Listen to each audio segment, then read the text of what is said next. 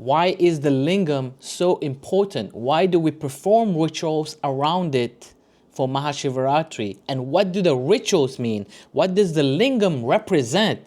This is all we're going to cover today as we continue the series on Mahashivaratri and Shiva. Okay? The struggle of men has always been that we need to represent visually, form that which is formless, that in shape, that is which is shapeless, right? That vastness of God into a tight, compact shape so that our minds can wrap its head around it. So this is what the lingam represents, right? It is a shape, a form that once we understand it, it represents Brahman, it represents the universe, it represents cosmic universe energy, and it is in the shape that our mind can wrap our heads around. And when we perform the rituals, we will understand how it interconnects us to God, right? So if you see here, this shape represents Shiva, okay?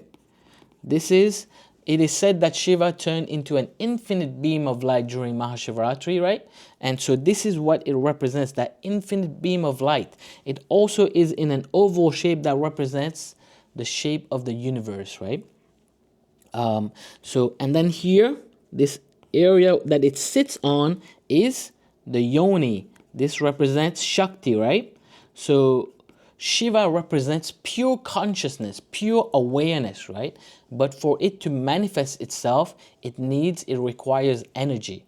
And the Shiva that sits on Shakti, right, like that, it is also said that for Mahashivaratri, it is Shiva and Parvati got married, which is the marriage of pure consciousness and energy. And what that represents is when we have these two, this is the marriage of the yin and yang, right? Which represents balance and what is needed. Both of these are needed to sustain life, right?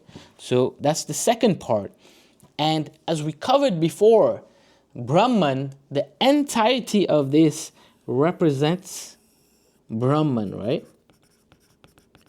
But like we said, Brahman manifests himself into three ways in the world, right? So that which is formless, that which is infinite, needs to manifest itself into some form, right? So it manifests itself into three forms. So today we're going to add a lower layer, right? Before we said it forms as the creator, as the preserver, and as the destroyer, right? So today we're going to add a little bit. We'll add a word to it, right? So the word we're going to add today is Shrishti. Shrishti is the Sanskrit word for creation that represents Brahma, okay? And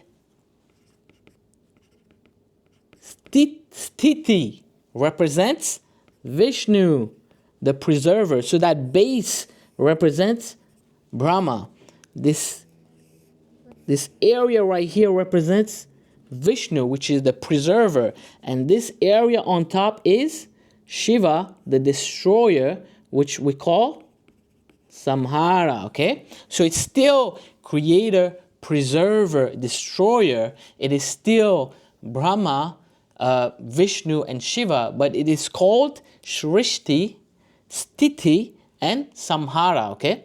So we're just adding one layer of Sanskrit wording to this so that, if you hear it, at least you're like, oh, I heard the term before, right?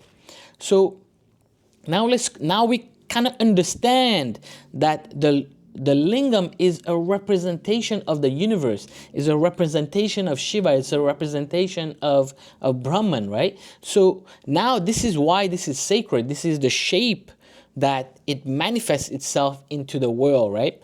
So now when we're doing rituals, the rituals are that which connects us to this shape of God, right? So the first ritual that we do is called, right? It's called Abhishekam, right?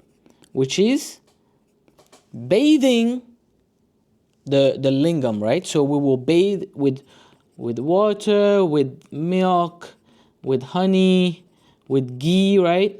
With yogurt. So all these are a representation of what we are doing towards God, right? To offer, let's say we're offering devotion. So pouring the water on the lingam, and the water usually is sacred water, right? Water that is from the Ganga river that represents wisdom, right? So when we're pouring wisdom on Shiva, it's a representation that Shiva is said, like I said, it was a beam of light, right? So it's full of energy, full of fire.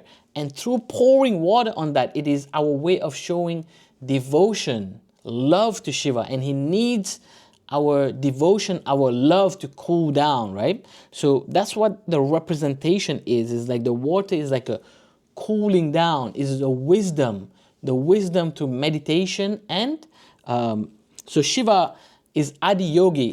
The other name for Shiva is Adi Yogi, the first yogi, right? And yogis are a representation of meditation and wisdom. So this is what Shiva represents, right? So by pouring that sacred water of the Ganga on Shiva, it's a representation of cooling ourselves down with wisdom and meditation. So that's water. Milk is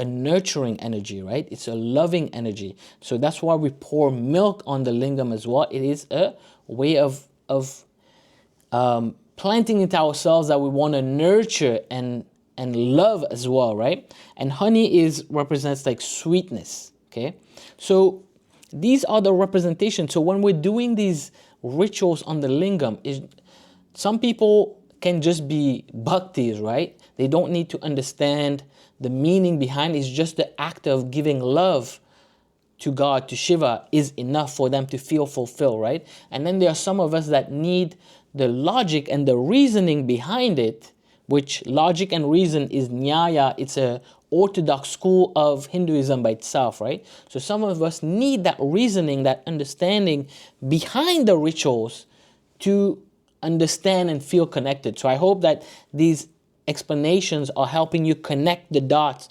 between why we're doing this, right? It's not just some random thing that they're doing, right? So we covered like Abhishekam, right? So if you want to watch the previous video from today, it's going to cover the other rituals that we do and explain why it's done, right? Like fasting, like staying awake, meditation, and these things, right? Another thing that we usually offer is called bilva leaves, right? So these are leaves that represent purity and devotion, and it is said that it is Shiva's favorite. So that's why we offer the bilva leaves as well to Shiva, right? So I hope this video made you a little more aware as a Hindu. Namaste. Rama Hare Hare, Hare Krishna, Krishna Krishna, Hare Hare, Hare Rama, Rama Rama, Hare Hare,